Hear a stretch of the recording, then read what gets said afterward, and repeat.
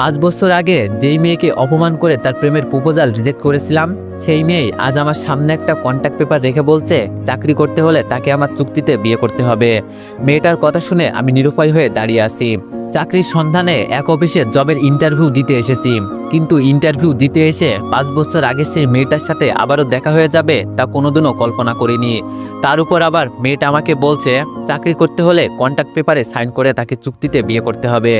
মেয়েটার কথা শুনে সারা শরীর নাড়া দিয়ে উঠেছে আমার। চোখ বড় বড় করে মেয়েটার দিকে হাবলার মতন তাকিয়ে আছি, মুখ দিয়ে কোনো কথা বেরোচ্ছে না।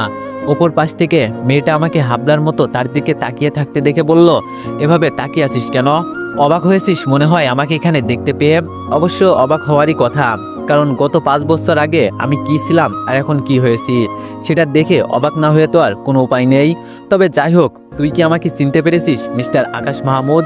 আমি কিন্তু সেই তনু যাকে তুই গত 5 বছর আগে অপমান করে তার প্রেমের প্রপোজাল রিজেক্ট করেছিলি। মনে পড়ে কিনা দেখ তো আমার কথা। আমি বললাম জি মনে আছে। তনু বললাম মনে থাকলে তো ভালোই। জানিস বহুদিন ধরে প্রত্যাশা করে বসে আছি তোর সাথে আমার কবে দেখা হবে, আর আমি তোর উপরে প্রতিশোধ নিব 17 সালের এপ্রিল মাসের 7 তারিখের করা অপমানের। আমি সেই দিনের কথা আজও ভুলিনি। ডায়েরিতে ডেটটা একদম টুকে রেখেছিলাম ভালোভাবে, আর সেই দিনটা এসেছে। অবশ্য আমি ভেবেছিলাম তোর সাথে পরবর্তীতে আমার দেখা হলেও তোকে অপমান করা সেভাবে সুযোগ পাবো না, কিন্তু আজ দেখছি তুই পুরো ভিখারির ন্যায় আমার সামনে এসে চাকরির জন্য হাজির হয়েছিস। মিস্টার আকাশ মাহমুদ, দেখলি তো সময়ের পরিবর্তন। গত 5 বছর আগে আমার কিছুই ছিল না। বিজনেসের সমস্ত টাকা মার খাওয়ার ফলে বাবা স্ট্রোক করে মারা গিয়েছিলেন। তখন আমার আর আমার পরিবারের মাথার উপরে কোনো ছাদ ছিল না।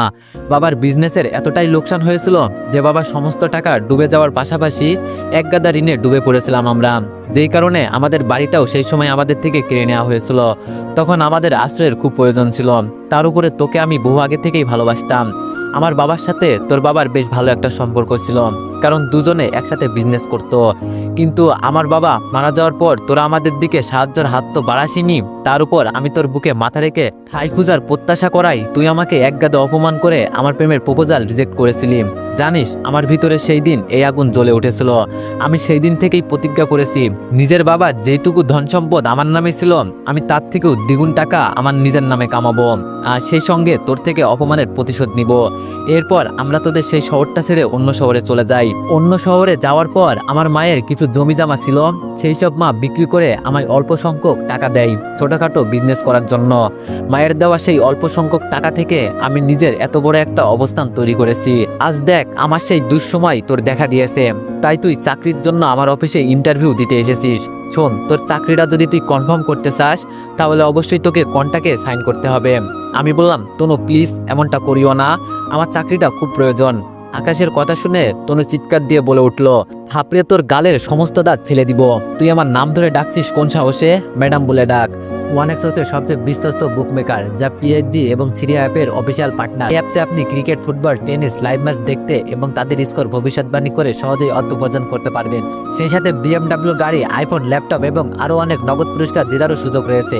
এই অ্যাপটিতে আপনি crush crystal, under and over 21 ইত্যাদি গেম খেলে সহজেই আয় করতে পারবেন। আপনি বিকাশ, নগদ, রকেট ব্যাংক, ক্রিপ্টো, পেপল এবং অন্যান্য সহজ পদ্ধতির মাধ্যমে সহজেই আপনার জেতা টাকা তুলতে পারবেন। এখানে আপনি 24 ঘন্টায় 7 দিন গ্রাহক সহায়তা পাবেন। তাই এখনই পিন কমেন্টের লিঙ্ক ব্যবহার করে রেজিস্ট্রেশন করুন, অথবা গুগলে ওয়ানেক্স সার্চ লিখে রেজিস্ট্রেশন করুন। আর হ্যাঁ, রেজিস্ট্রেশনের সময় আমার প্রোমো কোড VODO7 ব্যবহার করে প্রথমবার ডিপোজিটে 20,000 টাকা পর্যন্ত পান। আমি বললাম ম্যাডাম প্লিজ আমায় চাকরিটা দিন, আমার চাকরিটা খুব প্রয়োজন। তনু বলল, হ্যাঁ এবার ঠিক আছে। আর মিস্টার আকাশ, তোকে কি আমি বলেছি যে চাকরিটা দিব না? তোকে তো আমি চাকরি দিতেই চাইছি, কিন্তু তার জন্য তোকে তো সত্য মানতে হবে। তুই আমার কন্ট্রাক্ট পেপারে সাইন করে দে, যেখানে লেখা আছে তুই আমার সাথে 3 বছরের চুক্তিতে বিবাহ বন্ধনে আবদ্ধ হচ্ছিস। চুক্তির 3 বছর আগে তুই এই বিয়ে নিজ থেকে কখনোই ভাঙতে পারবি না, সেই সঙ্গে অফিস থেকেও রিজাইন করে চলে যেতে পারবি না।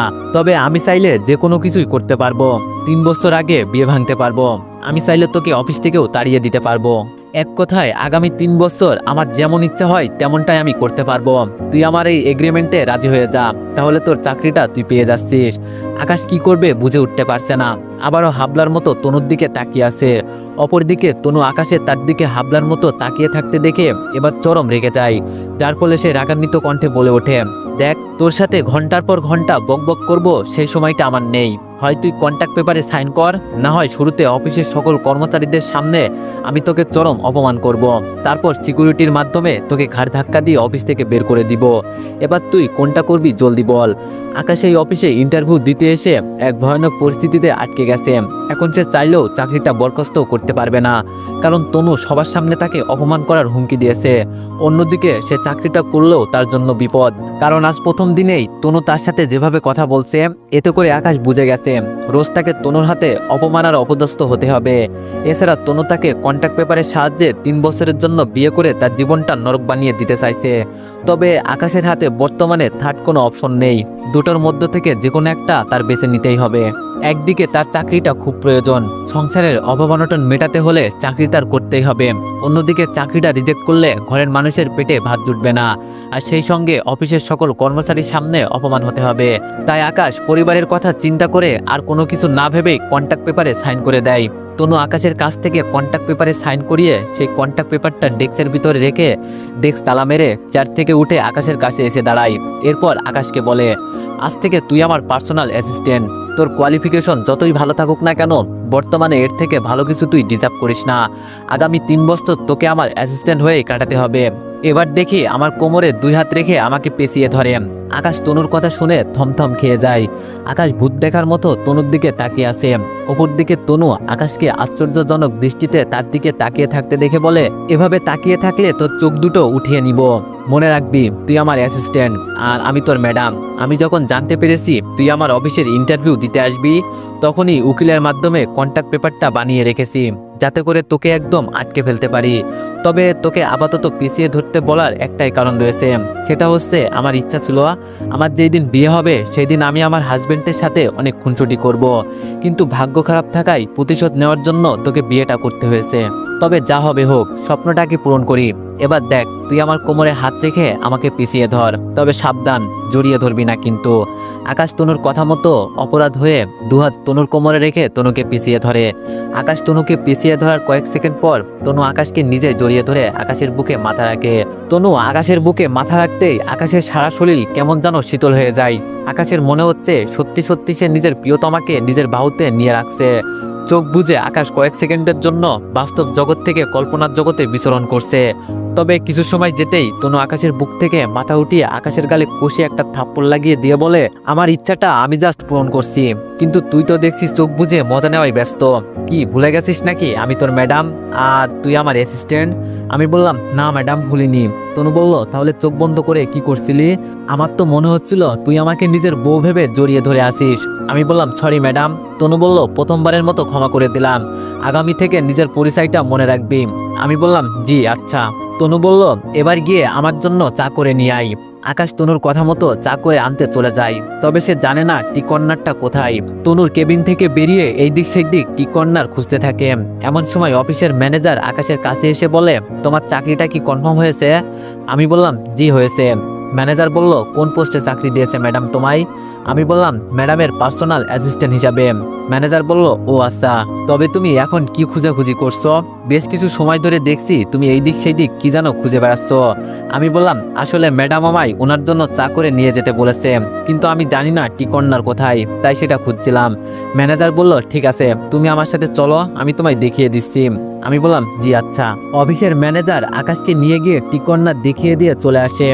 আকাশ চা বানিয়ে তনুর জন্য নিয়ে আসছে। আকাশ প্রচন্ড নার্ভাস চা কেমন হয়েছে সেটা নিয়ে। অবশ্য আকাশ সবকিছু পরিমাণ অনুযায়ী দিয়েছে, তবে তনুর কাছে চাটা কেমন লাগবে সেটাই বড় বিষয়। আকাশ তনুকে চা করে দেওয়ার পর তনু চাটা মুখে দিতেই তনুর মেজাজ খারাপ হয়ে যায়, যার ফলে গরম চা ভর্তি কাপটা কোনো কিছু না ভেবেই তনু আকাশের শরীরের উপরে ছুঁড়ে মেরে বলে, এই অকর্মার ঢেকি, এটা কি চা বানিয়ে এনেছিস? চায়ের মধ্যে এত চিনি কেন? আমি যে চিনি একেবারেই কম খাই সেটা কি তুই জানিস না? আমি বললাম, সরি ম্যাডাম, আমি আসলে জানতাম না। তনু বলল, যা চায়ের ভাঙা কাপটা উঠিয়ে নিয়ে আবার গিয়ে আমার জন্য আরেক কাপ চা করে নিয়ে আয়।